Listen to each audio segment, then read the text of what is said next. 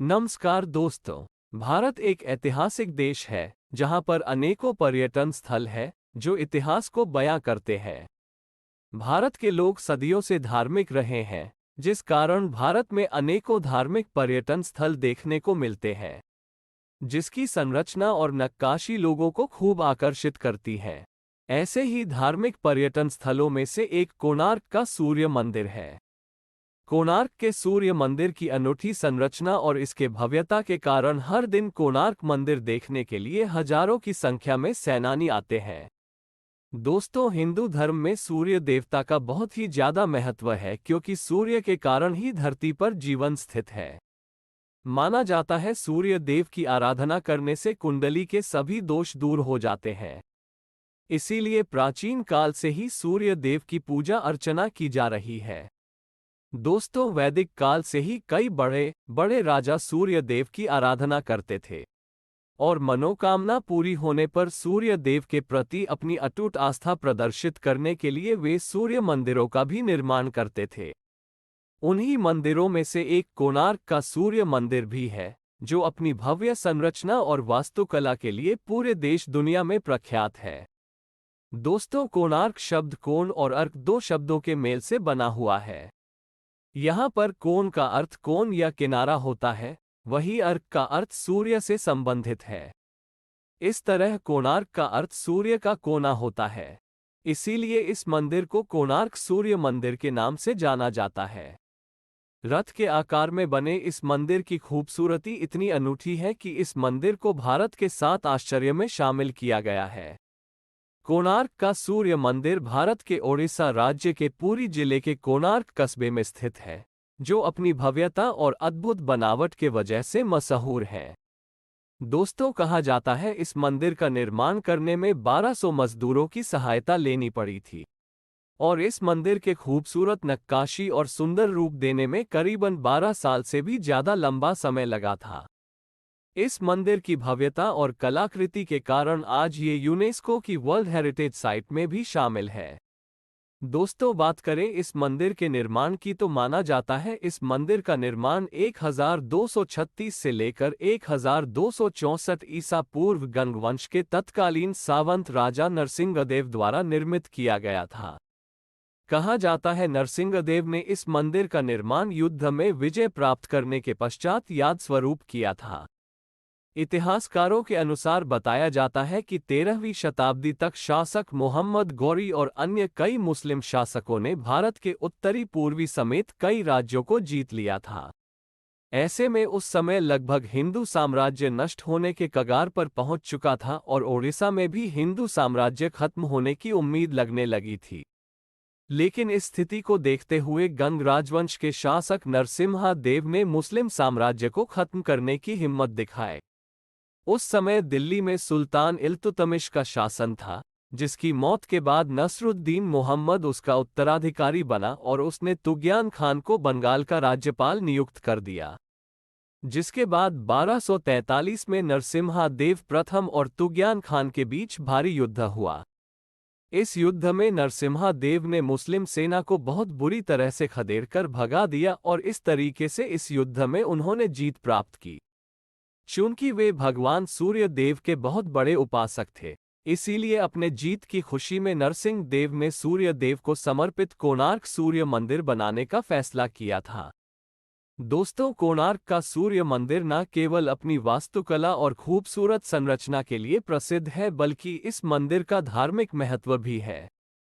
इस मंदिर से करोड़ों भक्तों की आस्था जुड़ी हुई है। इस मंदिर से आस्था जुड़ी होने का कारण इसके पीछे एक पौराणिक कथा है।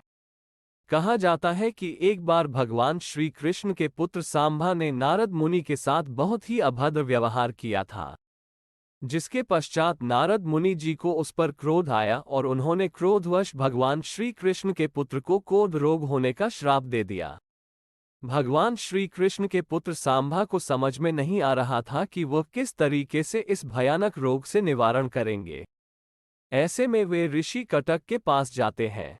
ऋषि कटक सांबा को भगवान सूर्य देव की कठोर तपस्या और आराधना करने की सलाह देते हैं।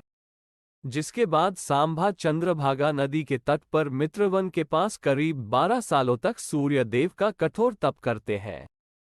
उसके बाद एक दिन जब सांभा चंद्रभागा नदी में स्नान करने जाते हैं तो उन्हें पानी में भगवान सूर्य देव की प्रतिमा मिलती है और फिर उस प्रतिमा को सांभा उसी स्थान पर स्थापित कर देते हैं जहां पर आज कोणार्क का सूर्य मंदिर बना हुआ है।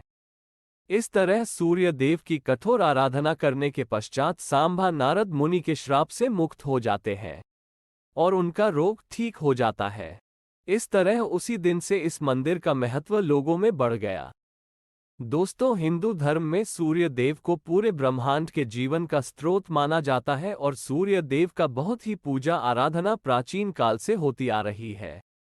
माना जाता है सूर्य देव 7 बेहद शक्तिशाली घोड़ों द्वारा खींचे गए रथ पर आकाश में भ्रमण करते हैं। इस काल्पनिक से प्रेरित होकर कोणार्क के सूर्य मंदिर की कलाकृति की गई है। यही कारण है कि कोणार्क का सूर्य मंदिर रथ आकार का दिखता है, जिसमें 7 घोड़े हैं, 24 चक्के भी लगे हुए हैं। इस तरीके से इस मंदिर को देखने पर लगता है मानो ये 7 घोड़े इन 24 चक्के के रथ को खींच रहे हैं। इस तरीके से अब बेहद ही सुंदर और भव्य दृश्य उत्पन्न करते हैं। कोणार्क के सूर्य मंदिर की वास्तुकला मध्ययुगीन वास्तुकला का सर्वश्रेष्ठ नमूना है। इस मंदिर को कलिंग वास्तुकला का नमूना बताया जाता है, क्योंकि इस मंदिर की वास्तुकला काफी हद तक कलिंग मंदिरों की वास्तुकला से मिलती जुलती है। कोणार्क का सूर्य मंदिर जो उड़ीसा के पुरी समुद्र तट पर स्थित है, इस मंदिर पर बनी मूर्तियां कामोत्तेजक मुद्रा में है। इस मंदिर में दिखाए गए 7 घोड़े हफ्ते के 7 दिनों के भी प्रतीक माने जाते हैं। वहीं 12 जोड़ी पहिए दिन के 24 घंटे को भी प्रदर्शित करते हैं। इसके अतिरिक्त इन पहियों पर लगी 8 ताड़ियां दिन के 8 प्रहर को दर्शाती है। इस तरीके से इस मंदिर की संरचना बहुत सी चीजों को प्रदर्शित करती है। कोणार्क सूर्य मंदिर को लाल बलुआ पत्थर और काली ग्रेनाइट के इस्तेमाल से बनाया गया है। इसके अतिरिक्त इसके निर्माण में कई कीमती धातुओं का भी प्रयोग किया गया है। कोणार्क सूर्य मंदिर में सूर्य भगवान की 3 अलग अलग मूर्तियां भी बनी है, जो उनकी बाल्यावस्था, युवावस्था और वृद्धावस्था को दिखाता है। इसे उदित सूर्य, मध्याह्न सूर्य और अस्त सूर्य भी कहा जाता है।